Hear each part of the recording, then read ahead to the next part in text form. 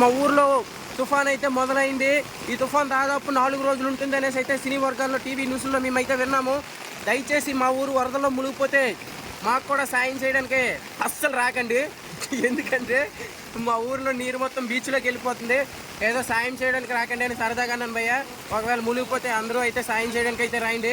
వర్షం అయితే చాలా విపరీతంగా పడుతుంది. వినాయకుడి బొమ్మలు ఇట్టారు.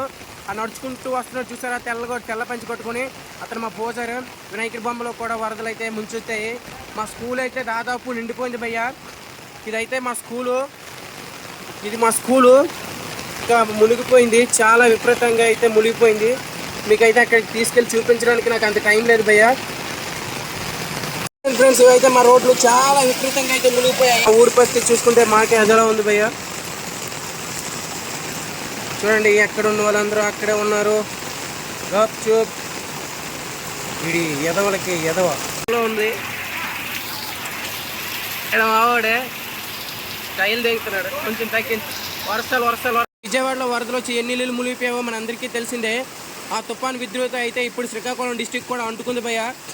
నిన్నటి నుంచి అయితే నాన్ స్టాప్ ఆగకుండా అయితే వర్షం అయితే దడాబిడిగా అయితే పడుతూనే ఉంది. చూడండి ఫ్రెండ్స్, వరదలు ఎలా వస్తున్నాయో. వర్షం అయితే వినాయకుడి చాలు ఇవన్నీ ఉన్నాయి. పాపం చిన్నపిల్లలు వినాయకుడి చాలు పెట్టుకున్నారు. సందాలకు కూడా తిరగలేకపోతున్నారు. ఎలా ఉంటుందో ఏమో అసలు అర్థం కావట్లేదు. చూడండి ఫ్రెండ్స్, వినాయకుడి దగ్గరికి అయితే వచ్చేసాం.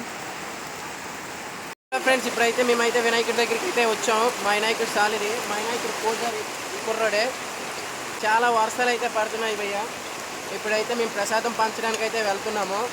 ప్రసాదం అయితే ఊర్లో అందరికీ పంచాలి కదా. పంచిన తర్వాత మిగిలితే మేము తింటాం, లేకపోతే లేదు, అంతే. మా ఇళ్ళలు అయితే ఎలా మునిగిపోయాయి. వర్షాలు చిక్కిపోయిన ప్రజలు ఎలా విలవిలలాడుతున్నారు చూడండి.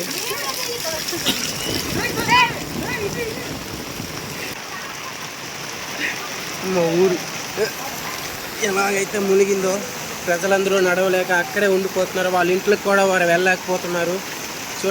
చూడండి ఫ్రెండ్స్, మా కుర్ర వాళ్ళు అయితే వినాయకుడిని అయితే స్థాపించారు.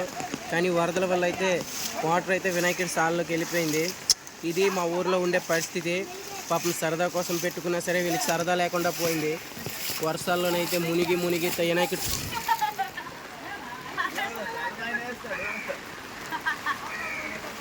నీకేనా కొడితే తప్పుందిరా.